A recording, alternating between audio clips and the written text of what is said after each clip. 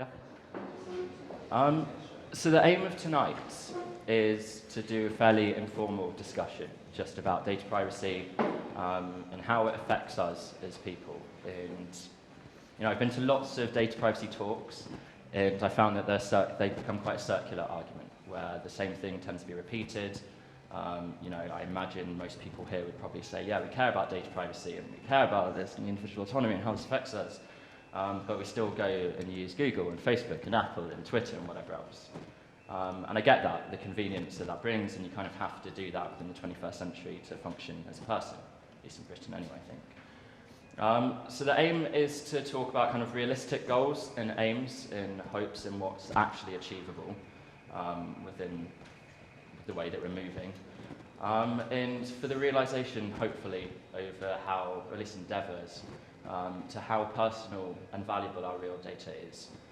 Valuable not in necessarily a sense of a profiting financial way, although it does interest me quite a lot, the fact that 2 of the 3 biggest and most valuable companies in the world both offer a financial, free service, a virtual service.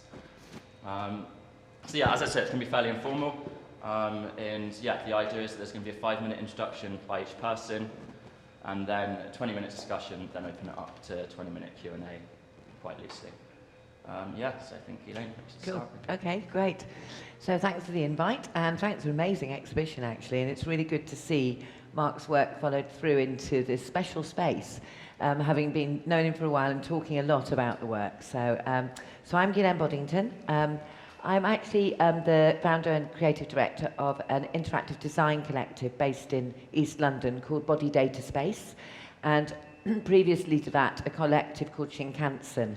And we've been working with the body and technology in my work since about '89, actually. I've been on this a long time. So, and linked to my introduction, as you know, I'm one of the co-curators of FutureFest, and I have a readership at University of Greenwich. So my readership is in digital immersion, and what I'm really interested in is how we, from the body side, are actually working towards the body at the center of the digital and at the heart of the digital. So I'm coming from a dance background, a performing arts background. So for me, the living emotional body is the most important thing we have.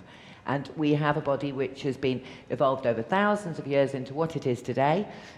We're all different in different ways, of course, but actually it's ours. And so across the years, I've worked a lot with technologies that are taking transmission of data from our bodies and actually returning it to us in different ways. So with motion capture, wearables, of course, done a lot of work with robots and avatars, representations of the self. I've done a massive amount of work with telepresence, actually, which was my pioneer area in the 90s, working a lot on quite large-scale EU multi-partnership projects and really looking at identity and how we were developing across the 90s and into this last 25 years, really, this very beginnings of this very fluid, what I'm interested in is the fluidity of identity between virtual and physical environments, and how we get to some kind of state in the future out there somewhere where we are actually moving very fluidly, very blended between the virtual and the physical. But during all that work and dealing a lot with data coming from the body, masses of projects with biofeedback sensors of all types attached, much easier today than it was 20 years ago. What's been very important to me has been this digital self. And actually the digital self has been the identity point that I think I've held on to very strongly. So here I am today, and I definitely feel, after all this work in time, that this data that is coming from me, whether it's through my Fitbit or whether it's through my phone, or whether it's actually when I'm in a mocap environment or working with sensors on my body, it is me. That data is me. It's my heartbeat. It's my breath. It's my muscle motion. It's my blood movement. All these things that can be gathered from us, and it's my internal systems that are outputting, which are becoming more and more important in today's world. So even though we've seen harvesting of many other types of our data across these last 15, 20 years through our social media output, through use of us all just very easily putting in all our data into many things, I think we have reached a point where this panel is very, very important, actually, in this topical debate that Mark's actually showing us in a very strong exhibition which shows that physically as well as virtually, a very clear, transparent view of how your data of yourself, whether it's, whether it's your location mark, whether it's actually your, and your movements and navigation around, whether it's your telephone calls, your social media, is something very tangible and can be used by many. So what I'd like to see would be a much more kind of digital me vault that I could actually own, and that actually from that vault I would allow access. I would allow access to, and I would choose that. I would choose what I want to share, and I would choose to share, for sure, I have no problem sharing medical data into medical research groups that would extend the nature of that research and help us all forward. And I have no problem sharing that data with family and friends as needed and as necessary. But if I'm sharing, with a supermarket, what I buy off the shelves, then I wouldn't mind a couple of quid for it, actually, And if I'm sharing, if I've got very private things, I want to keep them private. And I think I have the right to that, equally to the fact that I carry in my purse a donor card for my organs. And I think it's the same rights. I don't feel any different about those physical rights than I do the virtual rights. So, I've got loads more down here, but that's probably a good place to stop because that can all come onwards into discussion. Great. Thank you. Yeah. That was great. Matt, Cool. So yeah, that's a lot to compete with. But yeah, thank you for inviting us along here today, Mark. It's been good to see the exhibition and how it's all going, and particularly the 3D printed models of your actual data use, and also the big screen around the corner where tweets and stuff are showing up in real time, and your own communications and people that are speaking to you. So I think that's really interesting to look at in terms of what is going on, and we'll hear from you later, but I assume that's opened up a lot of things in your perspective that you maybe hadn't thought about before this. But as for myself, my name is Matt. I'm a staff writer for Wired magazine in this country, and if you don't know, Wired magazine is a lifestyle, technology, design, business magazine that covers basically everything that is innovative, emerging technologies around this sort of area, and also across the broad spectrum of everything that's going on in the world at the moment. So the sorts of things I'm writing about on a daily basis are stuff to do with privacy, communications, but also things to do with artificial intelligence, robotics, the latest apps, the latest phones, so across the whole spectrum of technological and basically innovations. And where I stand on this sort of area, I guess, is a good point to just try and get across at this stage, is that I think that privacy is very important. I think there is some difference and some similarities between online and offline privacy. But as technology has developed and changed a lot of things in the last 5 to 10 years with the internet and mobile phones, data collection about us has really increased a huge amount, and in many ways we don't own a lot of the data that we freely give out nowadays through our phones, through social media, etc. That's something that is a concern, and it's something that is very important to everybody in the world and everybody that's using these things, but also to specific groups such as people who are doing work around advocacy, the media, people who are trying to hold governments to account and hold authorities that are elected and in some cases unelected to account. So I think this will be a really interesting chat in terms of how we all have different viewpoints on this. I think the panel is in some ways going to have a lot of the same viewpoints, but I'm going to try and bring in some, I guess, maybe not even things that I always agree with, but things that maybe just try and ask a few different questions and say, although we all think the same about this, are there other ways about thinking it as well? So that's great. So I'm Rachel Logan. I'm the Law and Human Rights Programme Director at Amnesty. And I'm also a barrister by trade. So for the past few years before I came to Amnesty, I was in the courts day in, day out, working on human rights cases across a huge range of issues. And some people have asked over the past year or so why Amnesty's got involved in this space and why it is that I, as a human rights lawyer, and Amnesty, as an international human rights organisation, cares about the digital space and about your digital self. And that comes back to this idea of rights, and this idea of your rights being the same, as we would see it, in the online space as they are in the offline space, particularly as you put more and more of your life into that online space. And it's about the fact that you, as individuals, all have a right to privacy, and you have a right to freedom of expression. And those are absolute rights that can only be interfered with by the government in certain situations. And what we've got really concerned about over the past couple of years, since Snowden's disclosures in 2013, is how much governments around the world are now giving themselves the ability to interfere with those rights on a daily basis, no matter who you are, no matter what you're doing, no matter whether you're innocent or guilty of any kind of crime. And what's supposed to happen is that you have your right to privacy, you have your right to expression, you say what you like, you go online, and the government can only look at that when the domestic law says it can, and when it's proportionate to some kind of legitimate aim, like there's a risk of terrorism, there's a risk of serious crime. But that's not what's happening at the moment. And I think what Mark's exhibition shows you so clearly and gets across is something which is sometimes quite hard to get a handle on, which is the real impact of having everything which you do online, all of your digital communications, out there for somebody else to access that's a person that you haven't chosen. Because when you're going on Facebook, when you're writing an email, when you're sending a text, you've chosen that audience. You've decided that this is someone you want to communicate with, and you want to project a certain self to that person, and that's your right. But what's happening at the moment is that the UK government has been, for a long time, we found out from Snowden, giving itself access to all of those communications, taking the decision that you've had no chance to play a part in, that it's going to have a look, if it wants to, at all of that data collection. And as we move towards a world, as Ghislaine was talking about, where you're putting more and more of that online, when we're moving into the Internet of Things, when your whole house is going to be connected to the Internet in some way, your fridge, everything, all of that information which you're putting out there on a daily basis, we are now getting to a situation where that is actually going to be picked up by your government all of the time, or at least that they have the ability to do so. And for Amnesty, that's something that raises really serious concerns, and concerns which we have to be looking at on a global scale.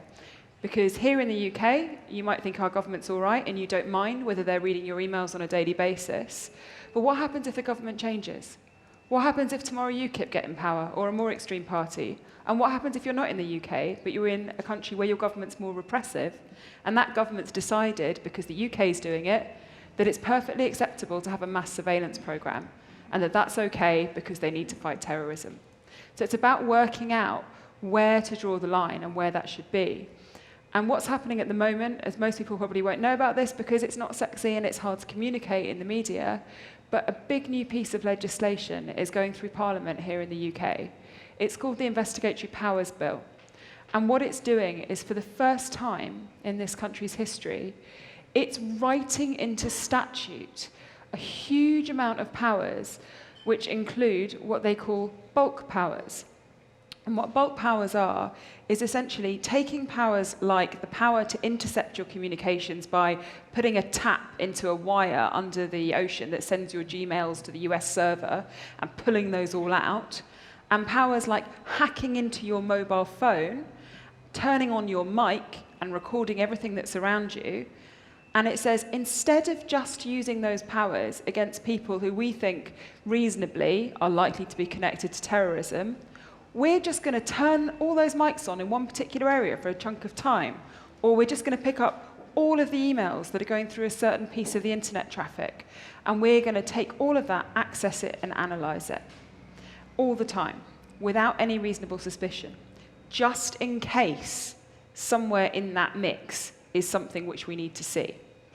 And that's a huge shift in power between the individual and the state. And they're making that law.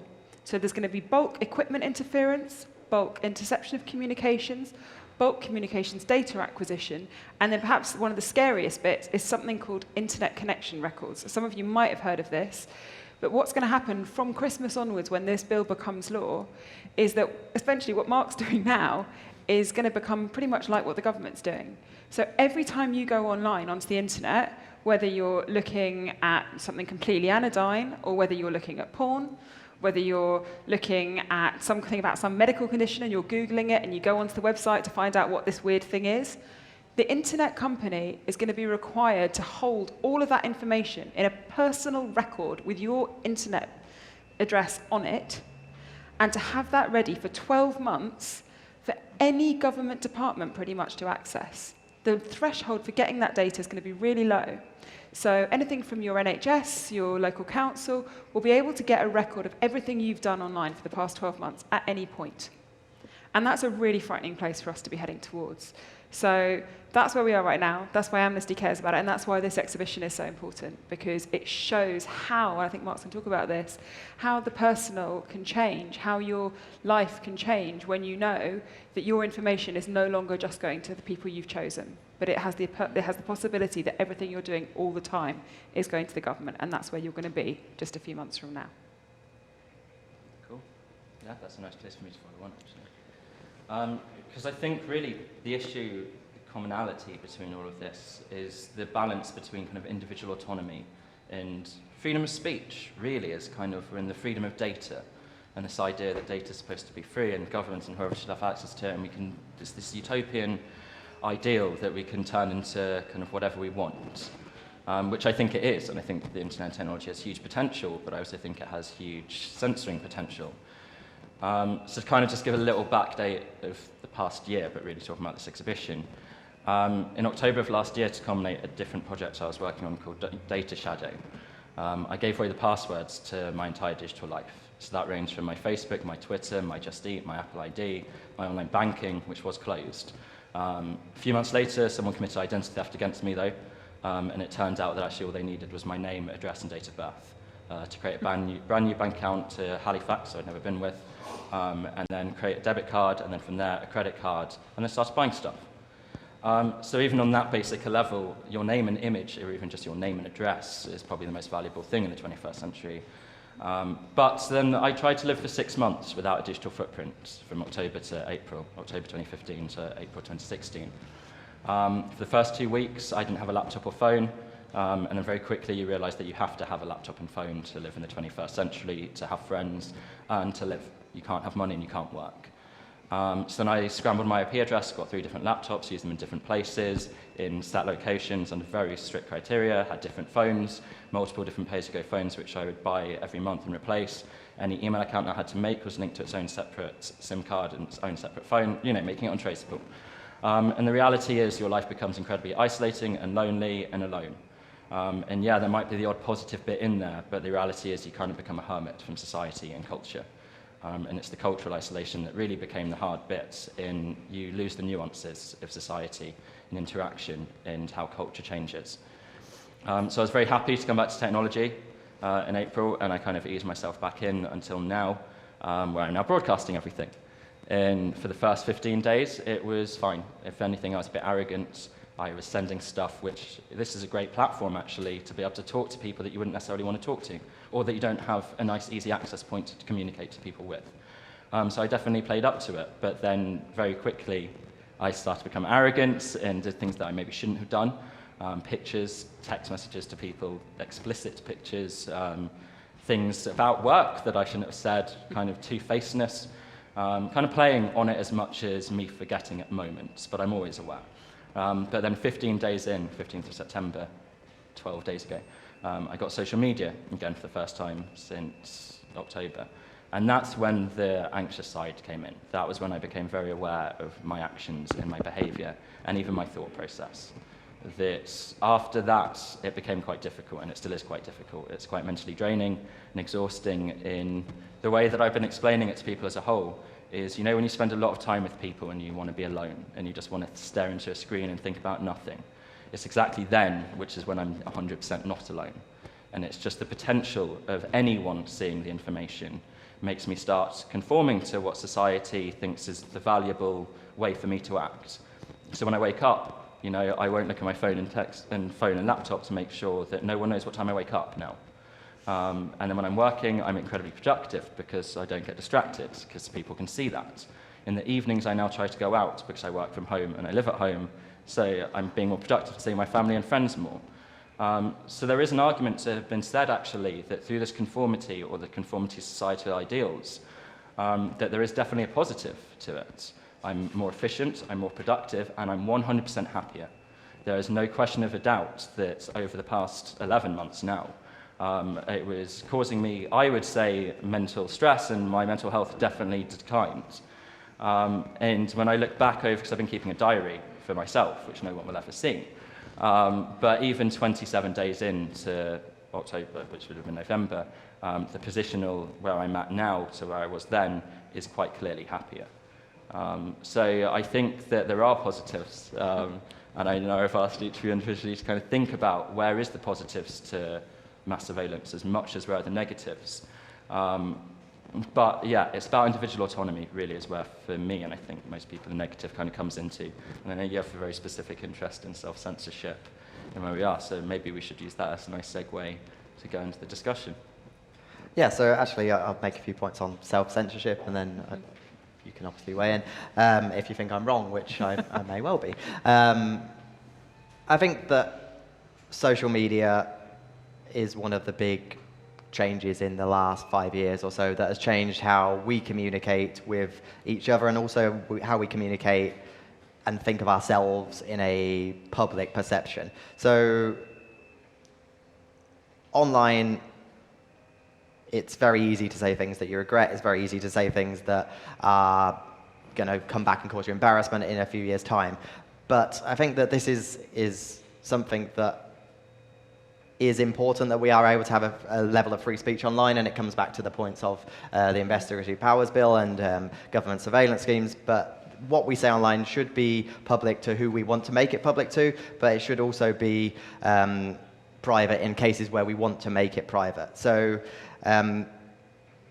to take a media example of something that I experienced a few months ago, which was around reporting and self-censorship in a way, I travelled out to Turkey a few months ago and was talking to some journalists on the ground there about their experiences with their local governments, their national government, in terms of getting information from their government to actually for them to go and be able to report on and use to basically inform the public of interest issues. And some journalists that I was speaking to were wanting to ask their government about the number of times that ISIS had, their police force in the country had actually spoke to people and arrested people for terrorist-related activity relating to ISIS. Obviously, the border is very close to Syria in Turkey. And a lawyer that I was speaking to said that this journalist shouldn't be asking questions of the government, because if they ask questions around certain ISIS-related activities, the government would haul them in front of a court, the journalist who is just trying to do their job, trying to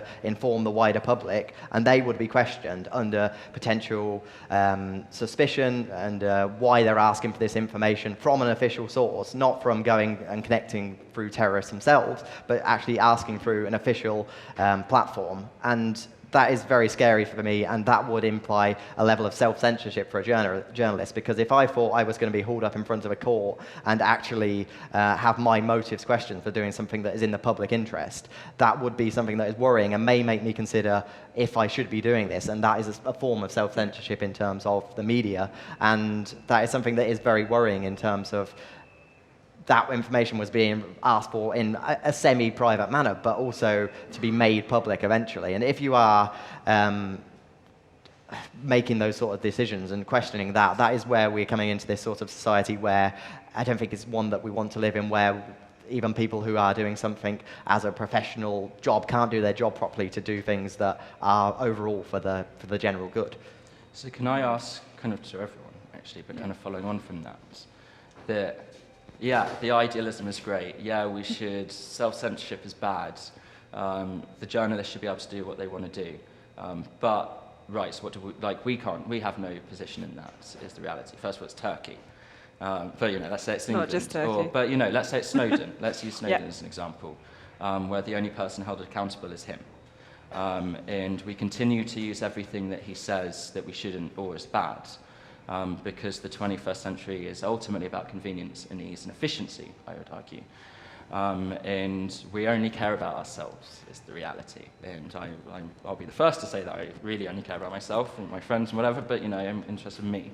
And me being able to do well, because that's what capitalism tells me that, you know, it should be. But then, so what are we supposed to do? The reality is we don't really care. And it doesn't affect us visibly in how it's affecting us. So it's great to preach, but, you know, it's individual behavior that's really the root to this, and we're not really going to change our individual behavior because we're too reliant on these services and we don't really have a choice. So considering those limitations, what is the path? What is the tangible, realistic option for what we should strive for? Yeah, well, sadly, it's not just Turkey. I was in court last year with Amnesty, and we took the government to court about mass surveillance, saying we thought it was not compatible with human rights law. And we were one of, I think, 12 NGOs that went to court. And it's a mad, crazy court. It's not a normal court. It's a special court where the government don't have to say anything, and it's just like this weird rabbit hole of the security services. But the one thing we did manage to get out of it is we got a ruling saying, yeah, actually, the government was spying on you at Amnesty International. We have been picking up your emails. We're not going to tell you when, and we're not going to give you any justification for why we were actually picking up your communications. But yeah, you're right. We were picking up your stuff under mass surveillance rules, and actually, yes, we kept it too long, and we broke the law when we did that. And we were just one agency, so who knows how far this goes. So it's not just Turkey, it's here as well. And that's had a real knock-on how we as an organisation think about our communications. And we've had to really try and think about what we do, because we've got sources on the ground in lots of countries and here, people who are challenging government action all the time, who, if the government has access to their communications with us, that's really worrying. So we've had to take really practical steps as an organisation. So encryption, PGP. I've had to suddenly become a tech person. I'm useless. I kill computers, but now I've had to learn how to encrypt things. I use Signal instead of using text messages most of the time, unless it's a really anodyne thing. And I've had to, as a person, make individual choices about how much stuff I'm willing to communicate and put out there that I don't mind that the government's going to pick up or could be picking up, and how much stuff is really important to me that stays secret to me, that digital vault. I've had to try and create that for myself as an individual, just as we have as an organisation, through technology, through different kinds of technology, because this stuff's always being developed. But you're going to have to, whether you care about just yourself and you make those choices for you, or whether you care about the person you're communicating with, we're all just going to have to make those decisions, and we're going to have to take practical steps. Do you see the irony there, Yeah. that you're self-censoring? It's crazy, and that's exactly what happens. And that's what you end up with. As soon as you don't know that your methods of communication are secure, as soon as there's even the possibility that someone who you haven't chosen is picking that up and looking at it, you change how you behave. So what do we do? I think you have a choice. You either do what you did and drive yourself slightly mad by getting rid of your laptop and your phone, or because you're the position you are, you have to choose where to engage. But the other thing you can do, and this is the cheesy, preachy bit, is you can actually fight it.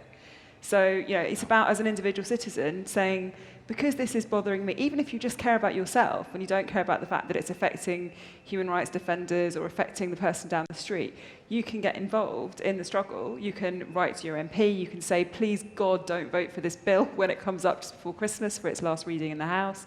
You can write into the press, you can tweet about it, you can try and get knowledge out there. It may not do anything, but it might. And that's the best you can do at this point. It does empower, it definitely does empower, I think, technology. But when you're talking about the vault, for example, that's quite an empowering statement, I think. But I think it's really interesting, because I've, across this number of years working on identity and technology and creating these interchanges of the whole body, actually, because a lot of it is actually dealing with avatars or with the physical body and telepresence, etc. So I think what I've realised is that, of course, particularly for younger generations, the concept of multi-identity and how you put yourself out there in different ways, in different places, is norm. It's a complete norm. So equally to, for example, say, working with British Indian dancers, who are maybe doing Bharatanatyam and in full sari, etc., in the studio, then actually change into their club gear because they're going out that night for a hen party, and then the next day they may be in wedding gear because they're going to some big family wedding, These are very clear, even in our physical actions, we are shifting a lot in our identities and how we behave and who we're with. I've got a 12-year-old and a 15-year-old, and I'm sure many of you here do. They self-curate heavily, automatically. It goes without saying. What they put on their Instagrams, they are very, very aware of it. They, okay, it's football shoes, it's their latest pair of football shoes. They'll take 8 photographs, they're going, which one's the best one? There's a certain amount of aesthetic self-curation. But they're also very aware that Facebook, any of them, my 15-year-old has Facebook, they're very aware. Schools have complete watch over every bit of social media that is happening already in schools. They have to. There's policemen linked to each schools. My husband's a school governor. If something goes wrong on the Facebook for the school, it has to be reported. It's instantly dealt with. Parents are instantly told their children are saying wrong things in Facebook and pulled in on stuff, yeah? So they're already self-censoring without question. They know, that's why they've shifted to Snapchat, then they're shifting to other things, etc. But these things they know completely clearly what they put out there, who's going to reach it, who's going to see it, what that implication will be for them. And so they're already multi-IDing into different communities, both virtually and physically, and self-censoring into different communities, both virtually and physically. And it's automatic. They're very fast at it, they're very sure about it, it's part of their lives. If you think now back to last week, I was really shocked at the suspension of 7,000 Labour members linked to their Facebook and Twitter and trolling accounts, yeah? Now, I don't agree with trolling, and I don't think, I'm sure many of them were doing really nasty words and bad stuff, and you can write that in different ways. You don't have to do it in shitty words and nasty stuff, yeah? So maybe it's their own fault. But how did they pinpoint them? 6,000 to 7,000, I know, were suspended. I know a couple of people who were, and they didn't get to vote for Jeremy Corbyn. So it's happening at all layers, not just at the country, the political. That's fascinating. The school stuff. Well, how does that work? So if I think about my little cousins who are on Facebook, and they will choose whether, and some of them won't add me because they know that I'll tell their mums what they see, or they think I will. I wouldn't, but they think I will. But others don't mind. So how does the school then get access? Do they require that, or do the kids have to report it themselves? 4 teachers are allocated to social media watching across each holidays. Wow. There's the local police station has always got police linked to every school, yeah? Plus, mainly, it comes through parents. Amazing. Of course it comes through parents. The parents are suddenly seeing something, hang on a minute, my child's just liked this picture with, it looks like a rape on it. This happened at the school, and 20 kids liked it. Instantly, parents are ringing and saying, and instantly they're on it and pulling it down. And it goes into assembly, or the police come in, and problems are there. Now, do you not think there are any positives to that, though, in terms of re-educating children as well, in terms of not to do bad things, and it is about creating this harmony and peace and order to... It's definitely dealing with sexism well. It's one of the big areas it deals with. How is it within the school system? So. Yeah, I mean, this idea of peace and order and conformity, and it's a really interesting one, because how far do you want to go down that route? And we were having this conversation earlier, and some people have this idea that if you have total surveillance, then that might be a good thing, because if people know that their behaviour is being watched all the time, then hey, they might not commit crimes. And then we might have a crime-free society, and wouldn't that be wonderful? But then you have to think, is that the kind of society which you'd want to live in? Because what other effects would there be? If everyone's just regulating their behaviour and curating their behaviour all the time to fit some ideal that someone else has told them is what a good person is, then are we still human? Do we not do that all the time? That's the question. Because I would like we do. Considering we are in London watched by at least 400 cameras a day, pick up your image, we don't have a crime-free society, do we? So... Absolutely, and that's the practical argument. I think with a lot of this stuff as well, in terms of monitoring, and I don't think monitoring in any way is necessarily a good thing. It can have some benefits in terms of stopping crime, and when it's used proportionally and actually in ways that are clearly set out and defined. But there is a big question, I think, in my head that needs to be answered, and as a society we need to come to an actual answer of whose job is it to be doing this sort of thing. So if you take, for example, terrorists, is it Facebook's job to be scanning the messages of its 1.6 billion members and finding out people who are using it for not just terrorism, but crimes, any sort of illegality? Do they want that on their network? Is that their responsibility, or is that the police's responsibility? I would say no, but is there a line where it is on the resources of Facebook to be doing this, or is it on the lines of somebody else, or is there where is that cooperation between, say, Facebook and police forces and other intelligence agencies? And that should be clearly stated when it is in place. I think that's a key point, because if you're looking at self-autonomy and you're looking at human rights side, you've got a nation, nations enforce human rights, so that's holding us in. We're already under the nation's legal laws about human rights, and different nations have got different human rights, and we know that, yeah? But when actually that goes beyond that, and you're looking at your self-sovereignty rather than nation sovereignty, and you think you should actually be administrating your own autonomy, yeah? But actually you don't have any chance, because it's not just the nation that's doing it, it's Google that's doing it, and Facebook are doing it, and they've actually just self-appointed themselves to doing it. So the photograph that happened in Facebook recently, the one that hit the headlines the other day about the Vietnamese child, yeah? That it took, actually, what did it take? It took to the Swedish Prime Minister and several others putting it up on their Facebooks to actually get Facebook to stop taking that down, deciding themselves that the world shouldn't see that horrendous image, which we do need to face as a world, yeah? So there, I have the problem.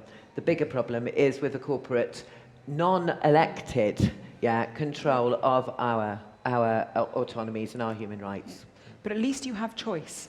That's the one thing, and that thing is, the question is, do you? Because you had that experience of what happened when you chose not to engage with Facebook and not to engage with social media, and whether you could still live a full normal life in the 21st century. But in theory, you had that choice. I totally had that choice. And maybe that's a good point to open up to questions. Yes. Does anyone have any questions? There's a mic, isn't there, going around? Yeah. Yeah, cool. Are there any other comments in, and other stories that people have got? Shall I say a comment then? Okay. Go for it. It was on earlier when you were talking about, it's a separate note, but it's to do with the Investor Powers Bill. Yep. And it's David Davis who makes this point, as a Conservative MP. 3 cheers for David Davis in his surveillance capacity. Yeah, he's now deciding to be good anyway. Yeah. But he makes the point that under the Investor Powers Bill laws, IMSI captures, which IMSI captures are like a little router, which is basically a cell phone tower, which tricks your phone into thinking that it is your phone provider. So it's EE or Vodafone or Virgin or whoever you're with. And then any communications go through that. So any phone calls or text messages or locations or all of what's on their website, for example. But IMSI captures don't fall under the Investor Powers Bill. It falls under police laws. Yeah. And there's no mention of an IMSI capture anywhere to do with it. Yeah. And even in Snowden's leaks, it also said that they used to attach them to helicopters and drones and fly them over New York or anyone protesting to check what was going on to ensure that, crowd control, essentially. But just kind of coming back to when you're talking about the Investor Powers Bill, and kind of, because it's about uniting the law, isn't it, really, and future-proofing it. That brilliant phrase. Yeah, future-proofing, which is what they tried to do last time. They tried to write a bunch of surveillance laws, and they wrote this thing called the Regulation of Investigatory Powers Act, which about a year later was completely out of date and unusable because technology moves so fast that it's really hard to provide for it in law. And the problem with the Investigatory Powers Bill is that its aim is to cover everything. So although it's got gaps in it, because it's in the police bill, it's written in this really vague, broad language, which is what they say is necessary in order to future-proof against technological developments and things they might want to capture. But also, of course, means that they can pretty much do what they like, because the bill's really broadly written, and then it's a question of how you properly interpret what they're allowed to do and what they're not allowed to do. And that's what's really dangerous. That's what you're not actually supposed to do. Like, your rights are supposed to protect you from your government basically giving themselves massive amounts of power by writing the law in really broad language so that they've got discretion to do what they want. And that's not what's happening here. Are rights there to protect you, or are they there to protect society as a collective of individuals, that it's there, the harmony, peace, order? Yeah, interesting question. Both. And they're designed to protect you as an individual person in your relationship with the state, and then you as part of us. And you have to see those two things as almost inseparable. The thing with human rights, though, is to remember that only a very few number of rights are absolute in the sense that the government could never, ever interfere with them. So torture, you can never be tortured no matter what. You have a fundamental absolute right to that. You can never be enslaved no matter what. But things like privacy and expression, because there might be other legitimate interests of society, things like stopping terrorism, government can interfere with. But the point is that you start from the position that you have that right. And then government has to justify why they're interfering with it. And they've got to have a good reason, and it's got to be proportionate. And that's what's not happening at the moment. So as a 24-year-old, live in London. What am I supposed to? Am I supposed to go home and carry on using Google and Facebook and Twitter? No, use Snapchat because it disappears quicker. Does it though? It does it. Does it? You're supposed to make a choice. You're supposed to do what you're supposed to do, and this is the real rubbish situation that we're all in at the moment, is that you've got to try and do your best to look at what's happening and weigh up the options. But I would say that what you have to do as a 24-year-old is not to say, I don't give a shit, this stuff is just about other people, but to say, I care, and this is going to affect my life, and it's not fair, it's not right that I should be in this position where I've got to make this choice, and you talk about it, and you shout about it. This is actually one of my biggest concerns about the internet, is that it gives you the illusion of autonomy and the illusion of a voice and the illusion of empowerment. And, when we go home and shout about it, if we do, the way that we'll shout about it is we'll sign a petition online by clicking a box, and then we've done our part. Or even a protest, when we go out in the streets and we protest, but that's, first the government and police have legally approved that and the route that you're going down, then you've done that, and then you go home and you've done your part and you carry on with life. And I think there is a solution, by the way, to this, Good, using let's hear that it, kind please. of template. I think it's multiple steps, but the first one I think is a day of not using Facebook and Google. I think financially how that would affect them in terms of targeted advertising. I think the route to protest is to attack the corporation in a financial way. And I think that is a doable thing. Just for one day, October 1st would be my suggested day, purely because it's the birthday of Facebook in the UK. So it's a day that they would notice it. Not necessarily this year, though, because that's 4 days away. But I think there are little steps where you can also empower the individual person by them not doing anything. And we play on the 21st century individual. But I think there's more steps that and got to be clever and tactical and whatever else. But the whole point of the internet is the empowerment. It's the voice. It's the connection to people. But we're not really. We have this. There's something lacking. There's a disconnect between our voice and what happens, I think. And the echo chamber kind of effect really comes into that quite quickly. We're running out of time, so I'm going to stop talking and let someone else go for it, because we're all supposed to be moderating this talk. No, I was wondering if there are any comments or feedbacks. Yeah. Yeah? Good. Yeah, cool. First of all, thank you. I really enjoyed that. Sorry, can you wait for the mic? Hi. Is it working? Oh. First of all, thank you. I really enjoyed listening to that. I would like to mention that I'm from Singapore, so this idea of censorship and data protection is quite close to home. And I just want to ask, this idea of, the paternalistic approach of data protection laws, and the paternalistic approach in terms of curtailing the freedom of speech in order to have some kind of security. To what extent do you think that it is a cultural affair? Because to me, freedom of speech, freedom of expression kind of includes being able to do what I want at 2, 3 a.m. without fearing for my physical safety. And in some ways, I feel safer in that environment than I do having to think about my safety here. So, there's an idea of freedom that I grapple with. But to what extent do you think that that's a cultural thing? And yeah, I think that's it. Well, I think it does depend on different cultures, different societies. There are obviously a number of different government regimes around the world that operate in different ways.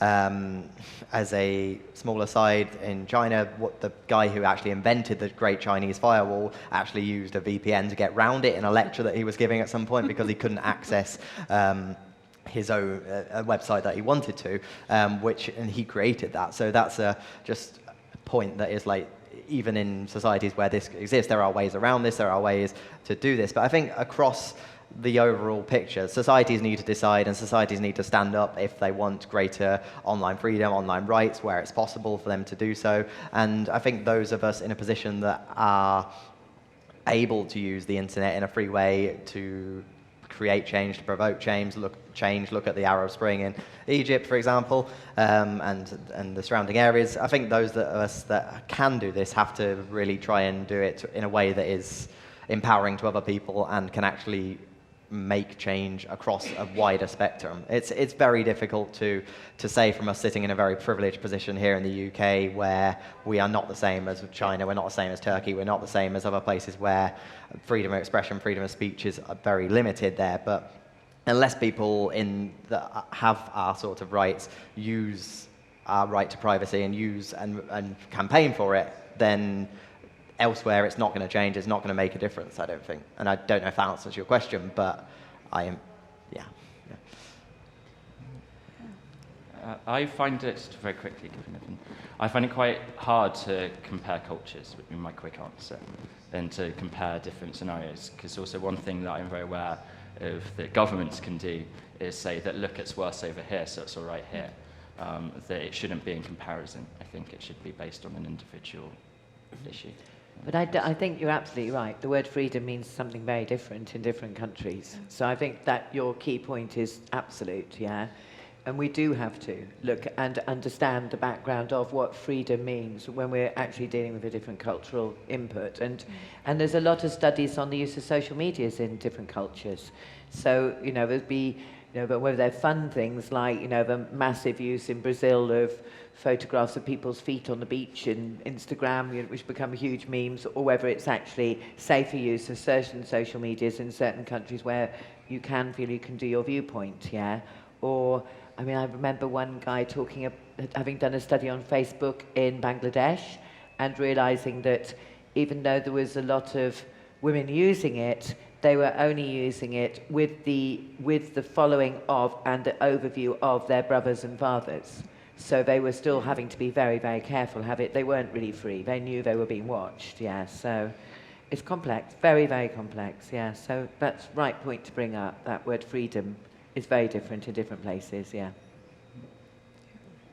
Thank you. Time.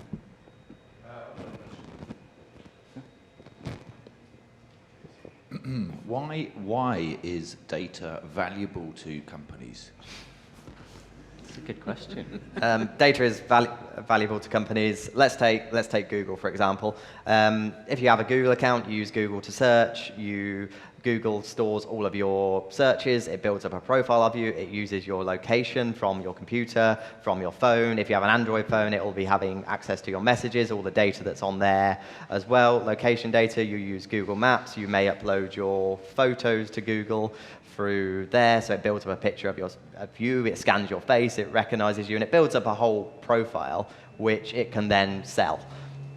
And that's how these companies, Facebook and Google, make their money.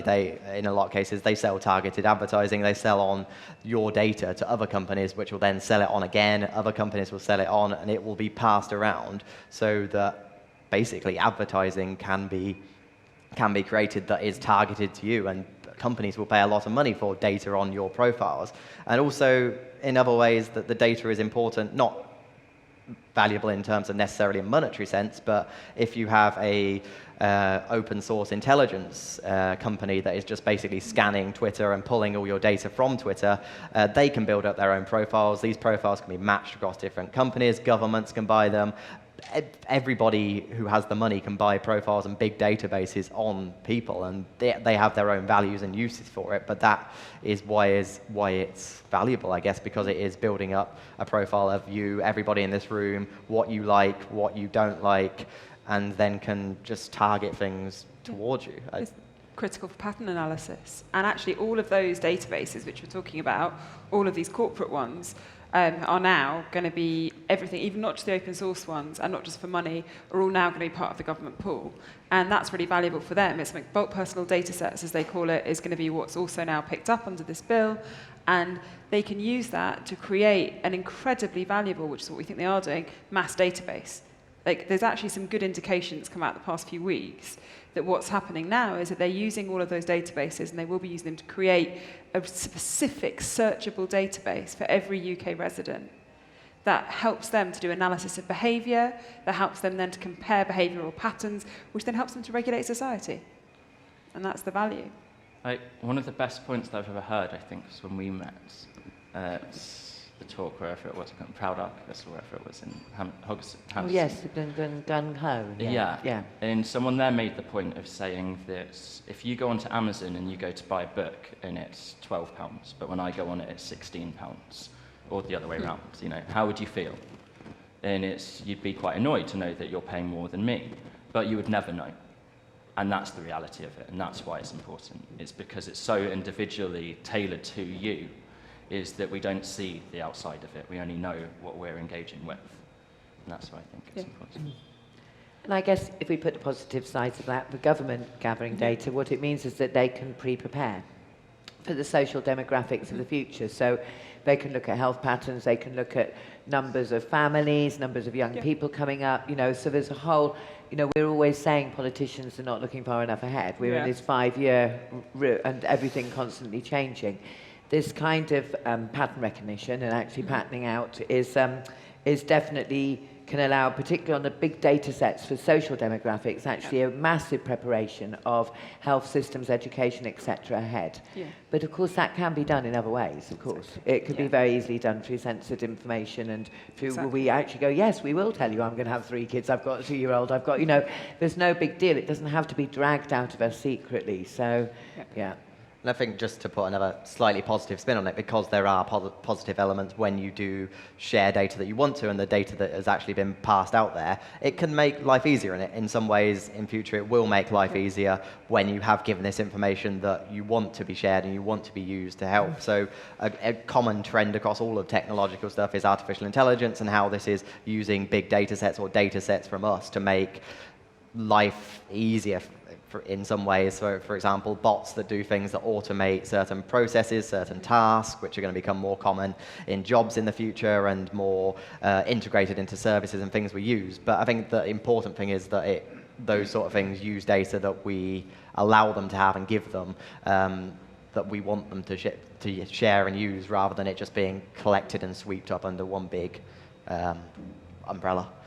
I think that's a good note to leave it on, maybe. Yeah? I think we're out of time anyway. Cool. And any other comments? Has anybody got anything urgent they wanted to add in? Because we've all been talking a lot, haven't we? Yeah. Sorry. You know, you mentioned earlier that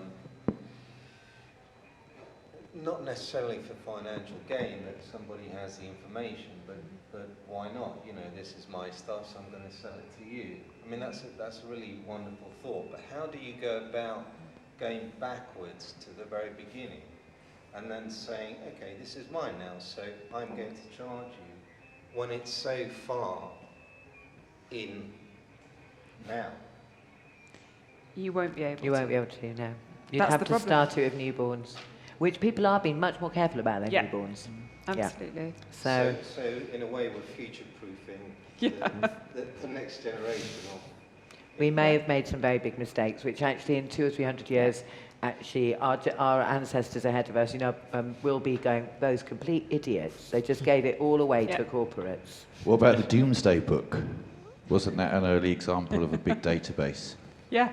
Yes. Absolutely. Yeah, So are we, absolutely. are we actually doing anything new here with this technology, or have we been doing this already for hundreds of years? I think there's always, for me, I think there's always really good historical examples on pretty much everything that's happening to us, So. But it's degrees of intensity, right? Like we do a census now, like the Doomsday Book, and most of us are okay with that because we've decided as people that that's information that's valuable for the future and that's valuable for our politicians. But the level of intrusiveness now, I don't want the government to know what it is that's going on with my private healthcare. I don't feel like my Doomsday Book on the internet should be telling people about my sexual preferences, but it might be. And so it's about degrees of intrusiveness and about consent. I remember working in the early 90s on a big EU project which involved quite a few of East European countries, so this was early 90s, so pre the wall coming down. And we were all sitting around the table and we're going, right, so we've all got mailing lists, so let's all get this information out, you know, letters, it was pre-email to all our mailing lists. And half of them were from East European countries. They looked at us like, what? And they go, we don't have mailing lists. And I was like, very young, and I was like, you know, what do you mean? You don't have mailing lists? And they're like, no, nobody would give their address out. Yeah. And this is pre the wall coming down. people come and collect the leaflet from the venue. There's no mailing list. So that's an example of a pre-scenario where people definitely did not give their addresses out in East Europe pre-war scenarios. And it's really generational. You know, if you go and talk to the Amnesty section in Germany, so we've got worldwide offices, they were absolutely outraged when they found out what was happening here because they've had that experience of being in a totalitarian society. They've had that experience of having their government having access to all their information, and they know where it can lead.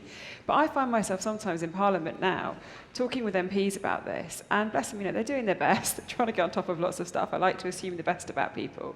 But at the same time, they're saying things to me like, oh, well, this is just like telephone records. You don't have to worry about your internet. It's just like in the olden days when someone would want to get your phone records off. And I'm like, can you not... The level of difference between what we, as the younger generation, I like to try and pretend I'm still in the younger generation, put in terms of our internet life and our digital life is a whole different conceptual reality from where we were 20, 30 years ago, and it was about your phone records and your letters. But for the people who are in power at the moment in this country, it's a very hard leap to make, particularly for those people who aren't using the internet and the space in the same way that we are. And who, if they were sat here listening to you talk about avatars and digital self, they just would be utterly lost. But those are the people who are making the laws around what we're doing today, and they haven't lived through totalitarian societies, and they don't understand how important and how personal our digital lives are. And that's something which is a real problem and which we have to try and get over. Is there any other questions? Can I just make a quick point? Going back to the bulk surveillance thing, I'm an activist and conspiracy theorist, and I often wonder when I hear people talk about these things, do you ever question where this is going? Because you mentioned the word totalitarian. Now, if it seems clear from what everybody said, and you probably agree, that if the government had free rein, they would monitor everything about everybody all the time. I mean, in minute detail. Why? It's control, isn't it? But power. But why do they need to know that level of detail about everybody?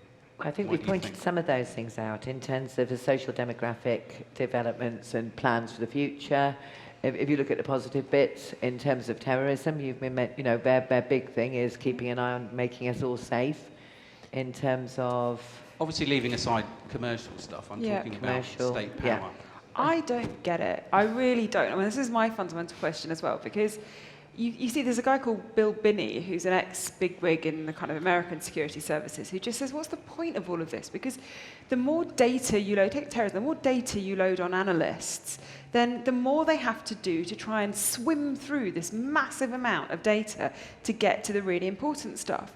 And he was saying, look, this is actually, it's data overload. It actually doesn't help. It's too much. It's just you can't process it. We are only humans, and even as our computer systems, we don't have the power to be able to do this.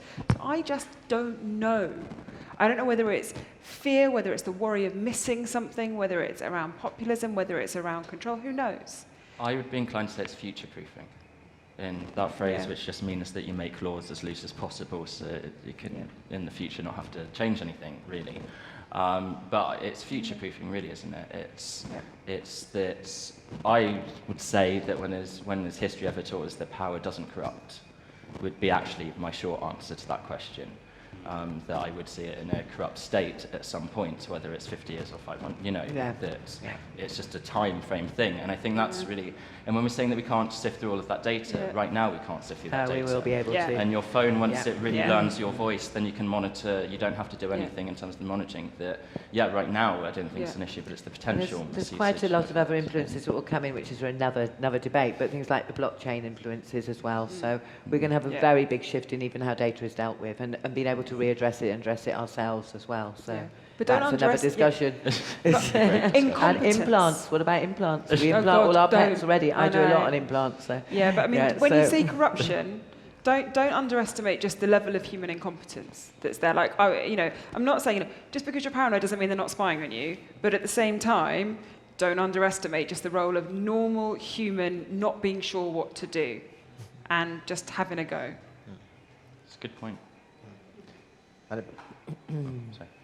Is there another question over there? Or? I had a good point to end it on. I guess I'm just wondering about, Well, I was gonna ask if you never had and it kind of ties into our friend over here who asked the question about the changing notion of privacy as it varies from culture to culture. And also to your children, who you pointed out, who are also self-curating everything that goes on the line. Maybe it seems such a big thing for us because we have what we call a sense of freedom, and so we can recognize that sense of loss. But if you've never had that, do you know what that loss is? It's like if you're born without an arm and that's what your entire life is functioning, like how can you regret not having that arm?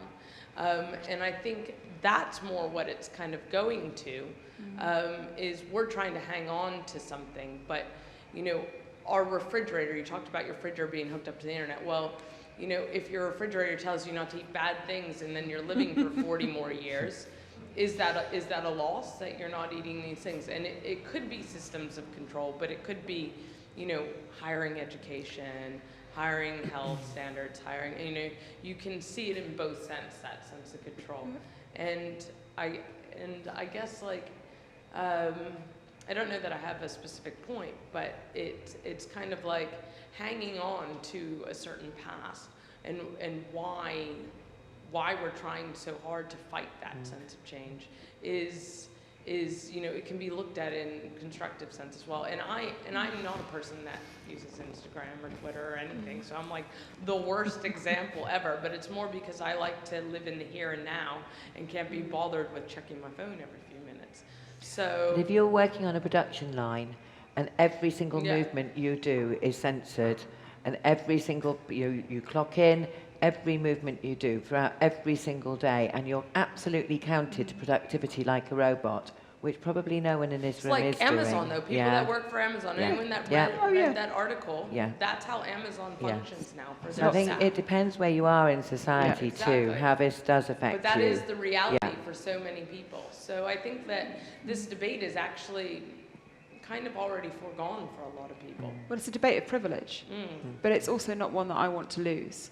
And that's exactly why it's about society deciding what our values are. And I would advocate clinging on to that freedom, because it's that whole you don't know what you've got till it's gone.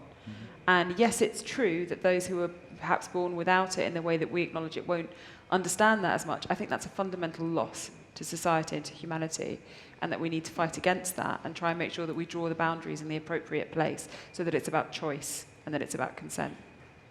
And I think it even goes back to, throughout history, from the Magna Carta to the Fourth Amendment, which is the right to privacy, to even European Court of Justice rule, are indicating that, the keeping a year's worth of your websites is actually against human rights. That, it's something that throughout history has been fought. And I think it's something innate, and I think taking it away there will always be a yearning for it if it doesn't exist, whether it's just acknowledged in what it is or isn't. I think that might be the void. And maybe for us lot here, it's more about if you haven't used the health bar and you haven't been to a gym 3 times this week, it will affect your pension plan with that company. So, there's different layers all the time. You should tell them all to read The Circle. Read The Circle. The Circle, David Eggers, I don't know. A great That's novel. a scary fiction book, Yeah. Is there any more questions? Mark, what have you taken away from your latest sort of episode of your experimental investigation into privacy? What has it revealed for us that we can take away? Can I just jump in and just say, where does it go next as well after that? Yeah. It's a good question. I personally think I'm still kind of a bit too much in it to really give you an actual answer. That I spent really the last 11 months trying to not use stuff, and it's been 27 days. That I can give a quick answer, which would be that I'm kind of in the middle, is actually my opinion on privacy and individual autonomy. That I think that we're kind of speaking it briefly outside, and we've kind of spoken about this in the past, that I think that there is that potential shift that's happening.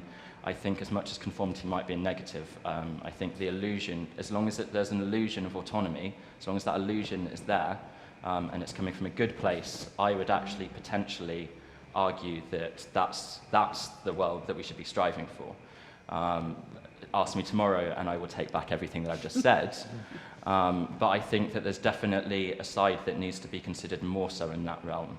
That it's very easy for us to criticize it, but actually if you look at democracy, democracy is very clearly spoken about its viewpoint on privacy. And I even go to the extreme of saying that I think people don't want privacy now, if you actually look at behaviors of people. And for me, it's then about addressing why that is the case. And it's obviously this insecurity that we need to be validated, but then it's looking at societal problems, which is really the issue here. But yeah, so I don't know is my short answer. Yeah, I'm And not next, sure. yes. Yeah, and next. Next, I'm working on a few projects. One called I Have Nothing to Hide, which kind of uses this, and the Seeing Eye, which is a virtual reality project. But it's, I'm not here to promote myself like this. But thank you for the Next nice is plug. we're going to get you in front of Parliament and try and explain to them what it's really like to have everything out there all the time. I That's would the happily plan. do that. Cool, yeah, are there any more questions? Does anyone have a final note that they want to leave on? Excuse me. Okay, I would say just think a little bit more, you know, and as soon as you even acknowledge that you're thinking that a little bit more, that's the whole argument. That you shouldn't be thinking that a little bit more, but that's exactly what you have to do now. Yeah. Cool. Great. Cool.